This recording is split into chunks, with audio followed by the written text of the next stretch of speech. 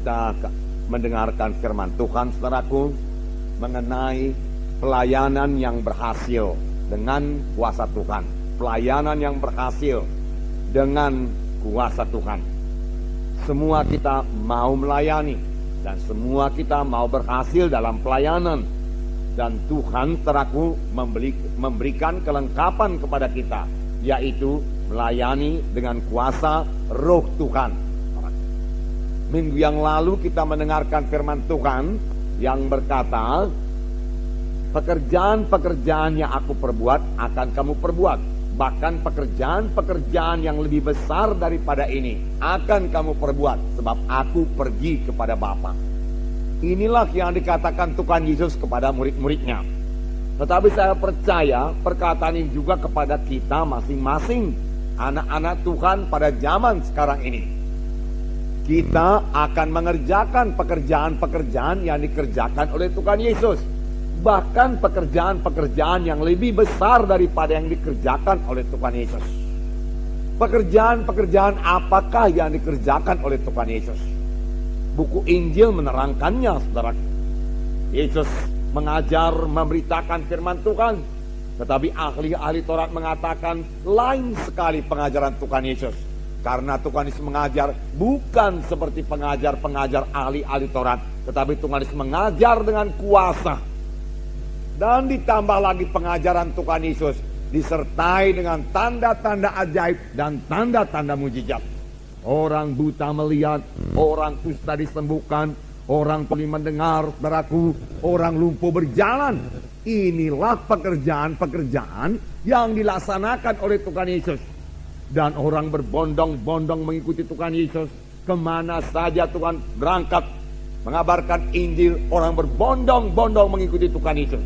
Inilah macamnya pelayanan yang dikerjakan oleh Tuhan Yesus. Dan Tuhan Yesus sendiri berkata, pekerjaan-pekerjaan yang aku kerjakan ini akan kamu kerjakan.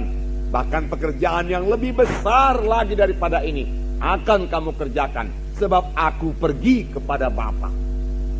Saya yakin, saudaraku, maksud Tuhan Yesus, walaupun aku pergi kepada Bapa, aku mau pekerjaan-pekerjaan seperti ini tidak berhenti. Dan karena aku pergi kepada Bapa, kamulah yang melaksanakannya. Kamu melaksanakannya bukan dengan kekuatanmu sendiri, kamu melaksanakannya dengan kuasaku yang kuberikan kepadamu. Firman Tuhan berkata. Itu sebabnya, saudaraku, Tuhan Yesus berkata kepada murid-muridnya sebelum dia naik ke sorga, tunggulah di Yerusalem sampai kamu dilengkapi dengan kuasa dari mati. Karena Yohanes membaptis kamu dengan air, tetapi tidak lama lagi kamu akan dibaptis dengan Roh Kudus. Murid-murid tidak mengerti apa itu maksudnya baptis Roh Kudus. Dan mereka bertanya dengan pertanyaan teraku yang berasal daripada cara berpikir manusiawi. Tuhan, pada masa ini kan Engkau membangunkan kembali kerajaan bagi Bani Israel? Tuhan Yesus menjawab, bukan itu yang kumaksudkan. Bahkan engkau tidak perlu mengetahui masa dan ketikanya yang hanya diketahui Bapa di sorga. Tetapi kamu akan beroleh kuasa kelak. Kamu akan beroleh kuasa kelak apabila Roh Kudus turun ke atas kamu. Dan kamu akan menjadi saksi bagiku di Yerusalem, Yudea, Samaria, hingga sampai ke ujung bumi. Kamu akan beroleh kuasa. Tuhan mengendaki orang Kristen ini beroleh kuasa. Tuhan mengendaki orang Kristen ini lain dari yang lain, saudaraku. Tuhan memberikan kuasa kepada kita. Kuasa apakah ini, saudaraku? Yaitu kuasa Tuhan, kuasa Roh Kudus, saudaraku. Walaupun murid-murid Tuhan Yesus sudah 3,5 tahun lamanya diajari oleh Tuhan Yesus, Tuhan Yesus masih mengatakan kepada murid-murid ini, kamu perlu kuasa. Oleh sebab itu kamu jangan berangkat dulu menginjil. Kamu harus menginjil dengan kuasa. Kamu harus melayani dengan kuasa-Aku. Kamu harus kuurapi lebih dahulu dengan kuasa Roh Kudus. Barulah kamu jadi saksiku di Yerusalem, Yudea, Samaria, sehingga sampai ke ujung dunia ini. Saudaraku, kuasa Roh Kudus ini, kuasa Tuhan ini sudah tersedia bagi kita semuanya, saudaraku. Kita semua bisa melayani dengan dengan kuasa Tuhan. Dan ini memang kehendak Tuhan. Karena kalau kita melayani bukan dengan kuasa Tuhan, kita tidak akan berhasil, saudara.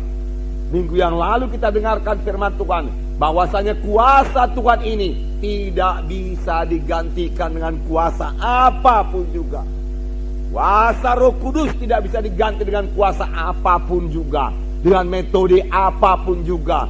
Saudaraku, tidak bisa mengambil tempat kuasa Roh Kudus ini, saudaraku. Dan kalau kita melayani dengan kuasa Roh Kudus, kita akan beroleh hasil yang sama seperti yang diperoleh oleh Tuhan Yesus, seperti yang diperoleh oleh murid-murid, seperti yang dipunyai oleh sidang pertama yang melayani dengan kuasa Roh Kudus. Hasilnya juga luar biasa. Kita akan membaca Kisah Rasul pasal 4, bagaimana sidang pertama yang berhasil melayani, dan mereka melayani dengan kuasa Tuhan.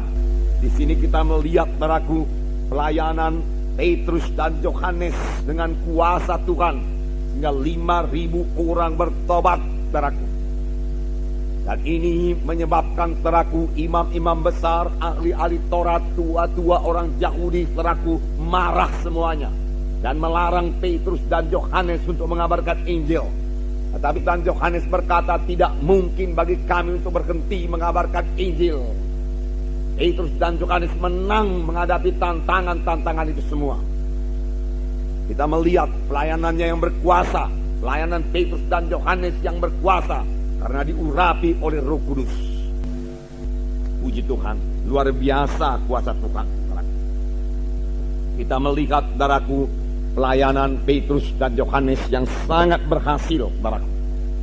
Dan nanti akan kita lihat bahwasanya mereka ini melayani dengan kuasa Tuhan. Mereka penuh dengan Roh Tuhan. Pada waktu mereka mulai berbicara, tentu yang dibicarakan mereka adalah Injil Yesus Kristus. 5.000 orang laki-laki bertobat. Ini merupakan satu pertumbuhan gereja yang sangat pesat. Sekarang ini pun masih jarang-jarang kejadian. Tetapi bukan tidak boleh terjadi, saudaraku.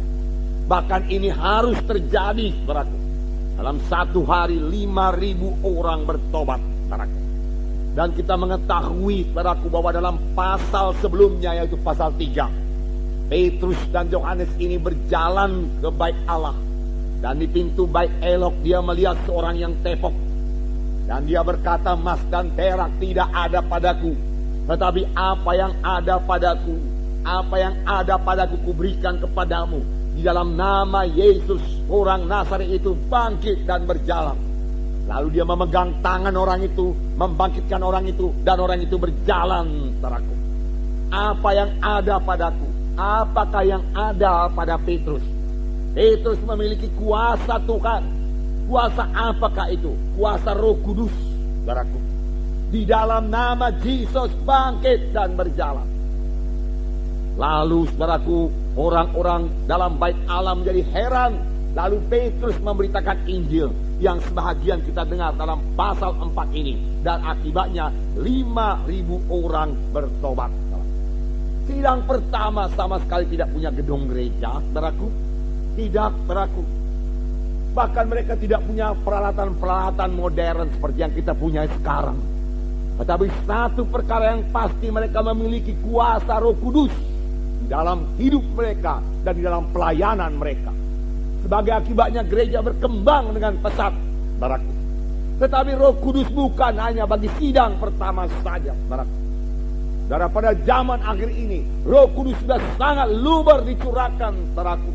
Oleh sebab itu, apa yang dikatakan Tuhan Yesus, apa yang disuruh oleh Tuhan Yesus, kita akan mengerjakan pekerjaan-pekerjaan yang besar. Bisalah kita kerjakan sekarang ini, saudaraku. Karena Roh Kudus yang sama, yang menyertai Yesus, yang mengurapi Yesus, sehingga Yesus bisa melayani, adalah Roh Kudus yang sama, yang menyertai sidang pertama, yang menyertai ke-12 rasul, adalah Roh Kudus yang sama yang bekerja sekarang ini, memimpin kita, mengurapi kita untuk mengerjakan pekerjaan Tuhan.